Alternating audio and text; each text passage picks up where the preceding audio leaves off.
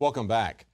Now, you've probably heard that today there have been a lot of demonstrations, people wanting to get the minimum wage increased to $15 an hour. And of course, Obama and the SEIU are pushing that politically for their advantage.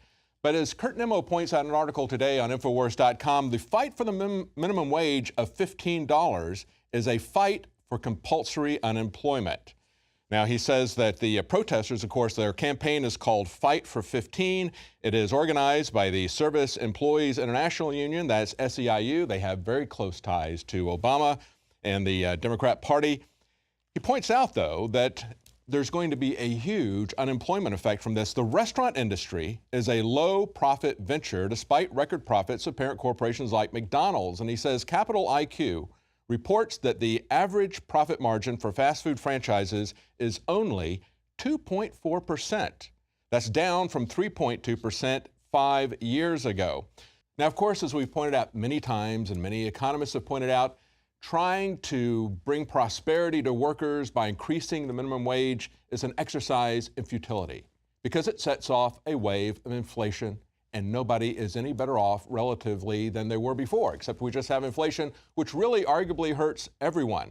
But beyond that, there is now a new threat to these workers that they don't even see on the horizon, and that is the rise of the robots, especially in these low-level fast food positions.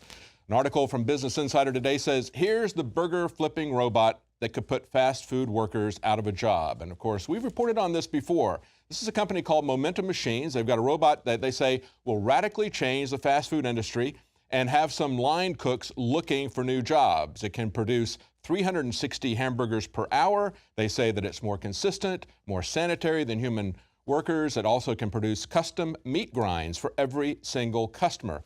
Now, the company's founder said that the device isn't meant to make employees more efficient. It's meant to completely obviate them. That's right. He makes no bones about it. But then he goes in and he makes some points. He said, even though we're going to put the people who are actually preparing the burgers out of a job, here's why it's not a bad thing in the overall employment. Now, he gives us three different arguments. I want to just go over two of those here. He says, one, the restaurant that uses our robots can expand their frontiers of production, which requires hiring more people. Well, the question is, though, how many store managers or robot managers do you need in a store? And what are these cooks going to do when they go on welfare? But look at the second one he puts here. The general public is going to save money on the reduced cost of our burgers, and this saved money can then be spent on the rest of the economy. Okay, but without jobs, who's going to be doing the consuming? Are the people that are going to be unemployed with this, are they going to be going onto welfare?